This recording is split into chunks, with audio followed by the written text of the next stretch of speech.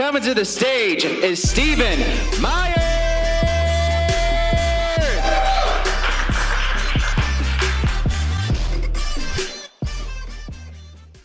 Y'all rub the skull for good luck? Oh yeah, absolutely. Yeah.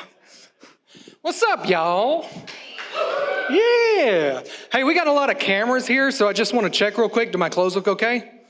Is my fly open? No? Okay, good. Sir, we've got it figured out. You don't have to keep looking. I'm just kidding. Yeah. Any of y'all been on a blind date? Yeah? No, is that going out of style with the apps and everything? Well, let me tell you, youngins, back in my day, we had a thing called blind dates. And I went on one blind date, and it was a total lie. Yeah, she could see. I know she could. I'm certain of it. She didn't have a cane or anything. No, I went on one. It was the worst date ever. It was one of my first dates ever. So I didn't know to pick up on red flags yet. And all we did was talk on the phone. So I talked to her on the phone and we chatted a little bit. And she told me that her favorite restaurant and the best food she's ever had were from the same place, McDonald's. Yeah, red flag, right? I was only 16. That just went right over my head. I mean, it's fine. I mean, I don't like McDonald's. I mean, you don't get this great athletic masculine physique by going to McDonald's. You go to Jack in the Box, you know? That's where it's at. So we went on a date, and I went to go pick her up, and I was getting there, and I realized I don't know what she looks like. And I didn't have Tinder or Facebook or any of these fancy apps to tell me what she looked like. So I'm getting nervous. And then I begin to forget her name. So I don't even know who to ask for. So I get up to the house. I've got a plan in mind as I'm pulling up. I decide that whoever gets in the truck is going on a date. Whoever gets in wins the prize, right? So I get up there and I noticed that Mom's sitting on a porch, on a couch on the porch, one of those, not in the city. She's on the power porch, sitting on the couch.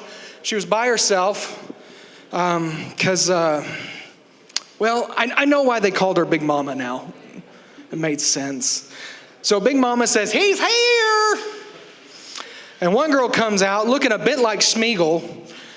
I'm terribly nervous. She comes over and opens the passenger door. And she goes, "Are you here to see my sister?"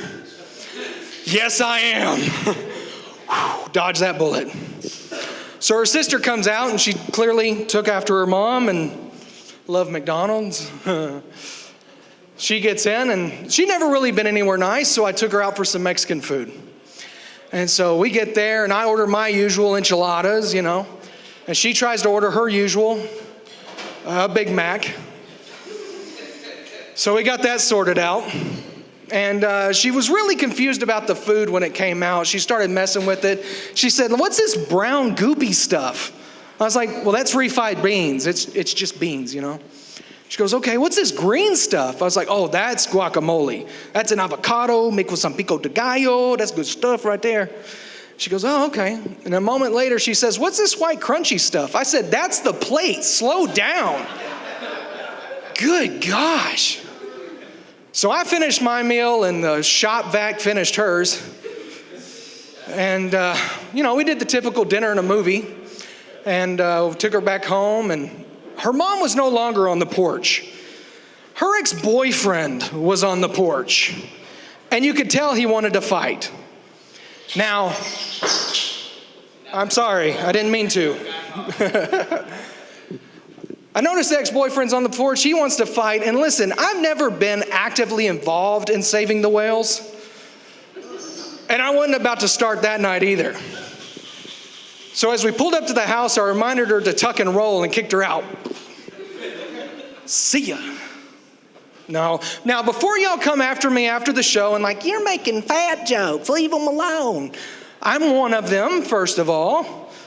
So, let's chill out. And I know that I'm of one of them. Like, you don't have to tell me that I'm one of them. Like, I've been told my whole life. Like, when I worked at Chick-fil-A, they gave me the name tag and the red uniform shirt.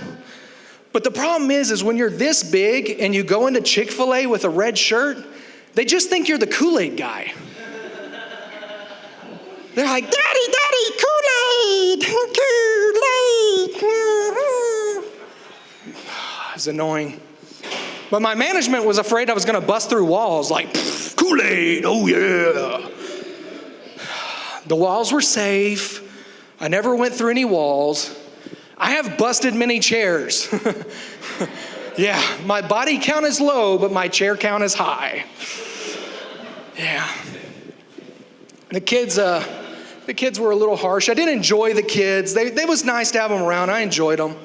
I mean, I didn't enjoy the kids, but it was nice to have them around, but they were a little offensive sometimes. Like, I was taking my lunch break and a kid came and got in my lap. And now I'm concerned I'm about to be arrested because mom's going to think I'm taking her kid. The kid starts rattling off what they want for Christmas. Not Santa Claus. It's just hurtful.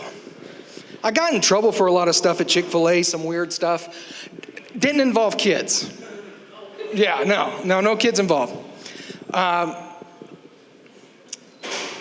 One time I got written up and they put it in my evaluation that I was too friendly for Chick-fil-A, too friendly. And I was like, I didn't touch anybody. That's not fair.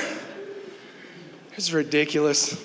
During training, they taught us all kinds of things. And one of the things they told us was about raving fans. And so they tell us that a raving fan at Chick-fil-A is someone who comes more than once a week, pays full price, and brings a friend. Now, I don't know how I remember that because I have ADD, and I was not medicated. I was just white-knuckling it through this thing, right? And I start spacing off as soon as I hear raving fans because I picture a dark room with people playing techno music, dancing with sandwiches, right? It's like,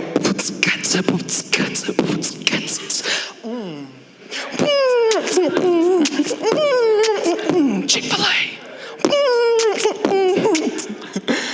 Thanks, guys. That's my time.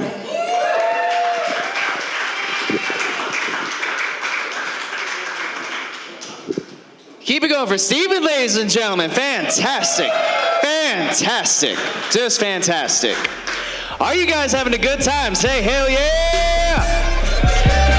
That's what I like to hear.